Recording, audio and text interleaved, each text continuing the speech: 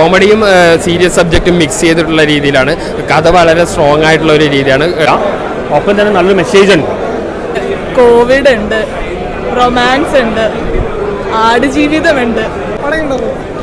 പടം ഒരു അതിഗംഭീരം, നമ്മൾ തീരെ പ്രതീക്ഷിക്കാത്ത രീതിയിലുള്ള ഒരു എക്സ്പീരിയൻസ് ആയിരുന്നു തന്നത്. കാരണം നമ്മളിപ്പോൾ ട്രെയിലർ ആണെങ്കിലും ടീസർ അതുപോലുള്ള കാരണങ്ങൾ കാണുമ്പോൾ നമ്മൾ കംപ്ലീറ്റ്ലി ഒരു കോമഡി മൂവിയാണെന്ന് പ്രതീക്ഷിച്ചു. പക്ഷേ വളരെ സ്ട്രോങ് ആയിട്ടുള്ള മെസ്സേജ്, വളരെ റൂട്ടഡ് ആയിട്ടുള്ള നമ്മുടെ നാട്ടിൽ നടക്കുന്ന കാര്യങ്ങളെ അതുപോലെ പകർത്തി വെച്ചിട്ട് സ്ട്രോങ് ആയിട്ട് പറഞ്ഞിരിക്കുന്ന കഥയാണ്. ഇതൊരു അഭിനേതാക്കളുടെ സിനിമയല്ല, ഇത് എഴുത്തുകാരൻ്റെയും സംവിധായകൻ്റെയും സിനിമയാണെന്ന് തോന്നിപ്പോകും. കാരണം പറയേണ്ട മെസ്സേജ് വളരെ ഓപ്പൺ ആയിട്ട് വളരെ ക്ലിയർ ആയിട്ടും പറഞ്ഞിട്ടുണ്ട്, പച്ചയ്ക്ക് പറഞ്ഞിട്ടുണ്ട്. ഈ സിനിമയിൽ എല്ലാവരും കണ്ടിരിക്കേണ്ട ഒരു സിനിമയാണ് Malayali from India. Comedy first half കോമഡിയും സീരിയസ് സബ്ജക്റ്റും മിക്സ് ചെയ്തിട്ടുള്ള രീതിയിലാണ്. കഥ വളരെ സ്ട്രോങ് ആയിട്ടുള്ള ഒരു രീതിയാണ്. ത്രൂ ഔട്ട് കോമഡി അല്ല, കോമഡിയും സീരിയസും മിക്സ് ചെയ്തിട്ടുള്ള അതിഗംഭീരമായ അവതരണമാണ് ലിജോ ജോസ് ചെയ്തിരിക്കുന്നത്.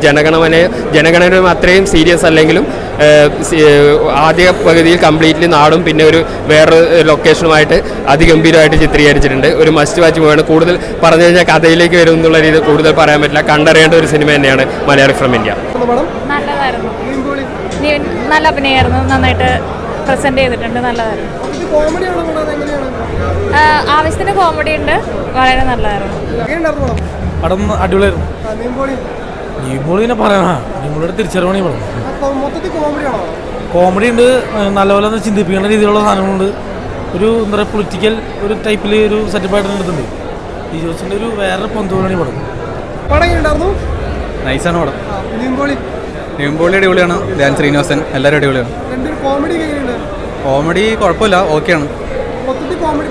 അല്ലല്ല, സീരിയസ് ആണ്. കോമഡി രണ്ടോട് മിക്സ് ആയിട്ടുള്ളൊരു പടമാണ്.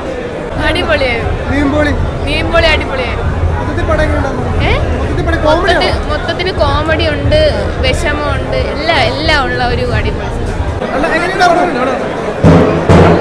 നല്ലൊരു എൻ്റർടൈനറാണ്, ലാഗൊന്നുമില്ല.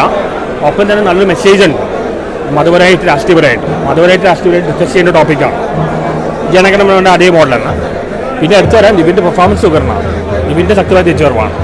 വർഷങ്ങൾക്ക് ശേഷം കോമഡി മാത്രമാണ്. ഇത് കോമഡി സെൻറ്റിമെൻറ്റ്സ് എല്ലാം ഉണ്ട്. രാഷ്ട്രീയപരമായിട്ട് മതപരമായിട്ട് ഡിസ്കസ് ചെയ്യുന്ന ഫിലിമായിരുന്നു. ഞാൻ ഫസ്റ്റ് ഹാഫിലെ മെയിലേ ഉള്ളൂ, ഞാനാണേ ചെയ്തിട്ടുണ്ടോ. ത്രൂ ഔട്ട് ചെയ്യുന്ന നിവിനാണ്. നിവിൻ്റെ ശക്തമായ തിരിച്ചുവരവാണ്. നല്ലൊരു എൻ്റർടൈനറാണ്. ഒപ്പം നല്ലൊരു മെസ്സേജുമാണ്. രാഷ്ട്രീയപരമായിട്ട് മതപരമായിട്ട് ഡിസ്കസ് ചെയ്യും. ഇതിനകത്ത് ഇപ്പോൾ എന്താ പറയണ്ടേ,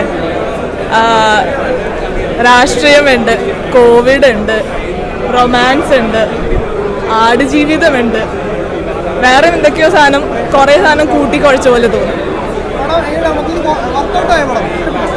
അത്രയില്ല,